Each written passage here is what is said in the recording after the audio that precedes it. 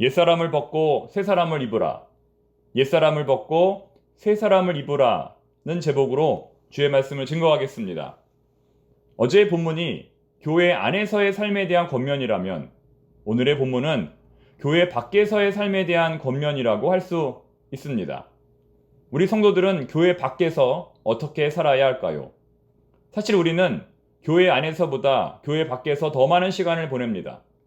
하나님께 예배하고 기도하는 시간보다 세상에 나가 믿지 않는 사람들과 접촉하는 시간이 훨씬 더 많습니다. 우리는 그러한 시간들을 어떻게 보내야 할까요? 오늘 본문은 크게 두 부분으로 나뉩니다. 첫 번째 부분은 17절부터 19절까지로 옛생활을 청산하라. 옛생활을 청산하라이고, 두 번째 부분은 20절부터 24절까지로 새 삶을 시작하라. 새 삶을 시작하라입니다. 첫 번째 부분부터 살펴보겠습니다. 17절 말씀을 함께 읽어보겠습니다. 그러므로 내가 이것을 말하며 주 안에서 증언하노니 이제부터 너희는 이방인이 그 마음에 허망한 것으로 행함같이 행하지 말라. 하나님 앞에서 옛 생활을 청산하려면 무엇보다 마음에 허망한 것을 내어버려야 합니다. 마음에 허망한 것이란 과연 무엇일까요? 마음에 허망한 것이란 허무와 공허, 목적 없음을 의미합니다. 즉, 하나님이 이끄시는 삶이란 허무와 공허함이 이끄는 삶을 말합니다. 결국 하나님을 인정하지 않는 삶입니다. 이런 삶을 사는 사람들은 예수님의 십자가 사건을 인정하지 않을 뿐만 아니라 자연 만물에 나타난 하나님의 역사도 인정하지 않습니다. 결국 이런 사람들은 진정한 행복을 얻을 수 없고 삶의 열매도 맺을 수 없습니다.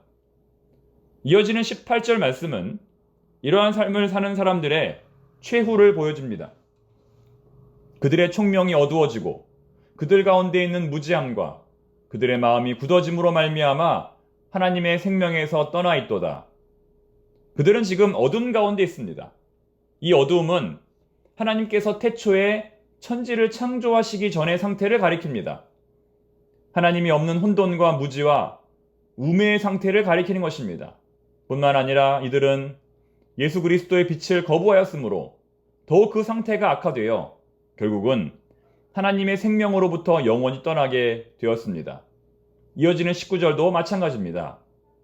그들이 감각 없는 자가 되어 자신을 방탕에 방임하여 모든 더러운 것을 욕심으로 행하되. 하나님의 가장 큰 심판은 무엇일까요? 그냥 내버려 두는 것입니다. 그냥 내버려 두는 것. 감각 없는 자가 되는 것입니다. 이것은 마치 피부가 단단히 굳어져 아무런 느낌을 갖지 못하는 것과 같습니다. 어떤 죄에 대해서도 가책이나 아픔을 전혀 느끼지 못하는 상태를 가리키는 것입니다. 성경은 이것을 가리켜 양심에 화인 맞은 상태라고 말합니다. 물론 악인의 입장에서 볼 때는 모든 것이 잘 되는 것처럼, 모든 것이 형통하는 것처럼 보일 수도 있습니다. 그러나 우리는 이러한 하나님의 내버려 두심, 하나님의 방치야말로 하나님의 가장 무시무시한 형벌임을 기억해야 합니다. 여러분, 이미 포기한 자녀는 책망하지 않습니다. 가능성이 있는 자녀에게만 사랑의 매를 드는 것입니다. 이제 그들이 멸망을 당해 흔적도 없이 사라지는 것은 시간 문제입니다. 따라서 우리는 하나님께서 간섭하여 주시기를 간절히 기도해야 합니다. 비록 매를 맞더라도 하나님께서 간섭하셔서 우리를 바른 길로 인도하여 주시기를 기도해야 합니다. 하나님은 다윗에게 이러한 언약을 주셨습니다. 나는 그에게 아버지가 되고 그는 내게 아들이 되리니 그가 만일 죄를 범하면 내가 사람의 매와 인생의 채찍으로 징계하려니와. 그렇습니다. 하나님의 징계가 바로 복입니다. 이제 두 번째 문단인 20절 말씀을 살펴보겠습니다. 지금부터는 옛삶을 청산하고 그리스도 안에서 새로운 삶을 시작하라는 메시지가 되겠습니다. 옛 생활을 청산한 성도들은 그리스도 예수님으로 자신의 내면을 채워야 합니다. 20절 말씀을 읽어보겠습니다. 오직 너희는 그리스도를 그같이 배우지 아니하였느니라. 오직 너희는 그리스도를 그같이 배우지 아니하였느니라. 이 말씀을 긍정문으로 바꾸어 보면 이렇게 듭니다. 너희들은 그들과는 달리 그리스도를 배운 자들이다. 한 번 더. 너희들은 그들과는 달리 그리스도를 배운 자들이다. 여기서 주목하여 볼 표현은 그리스도를 배웠다는 표현입니다. 그리스도를 배웠다. 그리스도에 관하여 배웠다는 것이 아니라 그리스도를 배웠다는 것입니다. 우리의 궁극적인 목표는 예수님 그분 자신을 알게 되는 것입니다. 그분에 관한 지식이 아닌 그분 자체를 알게 되는 것이 바로 우리의 목표입니다. 그러므로 그리스도를 배운다는 표현은 머리가 아닌 가슴으로, 지식이 아닌 인격으로 그리스도를 배운다는 것입니다. 이러한 배움이야말로 삶의 변화로 이어집니다. 이제 마지막 부분 22절부터 24절 말씀을 살펴보겠습니다. 너희는 유혹의 욕심을 따라 썩어져가는 구습을 따르는 옛사람을 벗어버리고 오직 너희의 심령이 새롭게 되어 하나님을 따라 의와 진리의 거룩함으로 지으심을 받은 새 사람을 입으라. 여러분이 아직 세례를 받기 전의 상태라고 생각해 보시기 바랍니다. 지금 여러분들은 세례를 받기 위해 요단강 앞에 서 있습니다. 여기에는 여러분들 외에도 수많은 사람들이 세례를 받기 위해 기다리고 있습니다. 이 세례식은 우리 예수님께서 친히 집례하십니다. 여러분, 이 거룩하고 정결한 세례를 받으려면 제일 먼저 무엇부터 해야 할까요? 이 예수님께서 집례하시는 이 거룩하고 정결한 세례를 받으려면 제일 먼저 무엇부터 해야 할까요? 너희는 유혹의 욕심을 따라 썩어져가는 구습을 따르는 옛사람을 벗어버리고, 세례를 받기 위해서는 반드시 옛사람을 벗어버려야 합니다. 그동안 입고 있었던 옛사람의 옷을 다 벗어버려야 합니다. 옛사람의 옷을 벗는다는 것은 지금까지 살아온 삶의 방식을 다 버린다는 것입니다.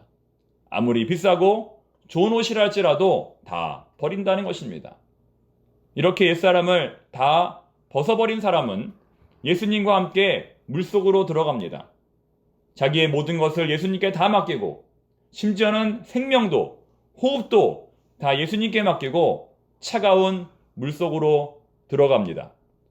머리부터 발끝까지 하나도 남김없이 다 물속으로 들어갑니다. 이렇게 예수님과 함께 완전히 물속으로 들어가 잠길 때에 우리 옛사람은 죽고 우리 새사람은 태어나게 되는 것입니다. 이제 물 밖으로 나온 우리는 무엇을 해야 할까요? 새 옷을 입어야 합니다. 옛 옷을 도로 입어서는 안 됩니다. 새 옷을 입는다는 것은 앞으로 예수님을 따라가는 새로운 삶을 살겠다는 것입니다. 여러분, 이것이 바로 세례입니다. 신앙이란 무엇일까요? 이전과 이후로 나뉘는 것입니다. 예수를 믿기 전과 예수를 믿은 후로 나뉘는 것입니다. 다시 말해 신앙이라는 것은 분명한 경계선이 있다는 것입니다. 절대로 되돌아가서는 안 되는 경계선이 있다는 것입니다. 여러분은 그 경계선을 잘 지키고 계십니까? 예수를 믿기 전과 예수를 믿은 후의 삶이 전혀 다르십니까? 아니면 예수를 믿기 전과 예수를 믿은 후의 삶이 전혀 다르지 않습니까? 오늘 주신 이 말씀 앞에서 우리의 삶을 잠시 돌아볼 수 있기를 바랍니다. 나는 과연 새로운 사람으로 변화되었는가? 내일 새벽에는 예수를 믿은 자가 반드시 지켜야 할 총 7가지의 경계선에 대해서 살펴보겠습니다. 기도하겠습니다. 하나님 아버지, 새로운 옷을 입기 원합니다. 옛사람의 더러운 옷을 벗어버리고 새로운 옷을 입기 원합니다. 절대로 돌아가서는 안 되는 옛사람의 경계선을 넘어서지 않도록 저희들을 모든 죄와 유혹으로부터 지켜 주시옵소서. 온 교우들이 최황선 집사님의 회복을 위하여 기도하고 있습니다. 오늘 오전에 뇌혈관 조영술 시술을 하게 되는데 위험한 상황이 발생하지 않도록 우리 주님께서 세밀하게 간섭하여 주시옵소서. 예수님의 이름으로 기도드립니다. 아멘.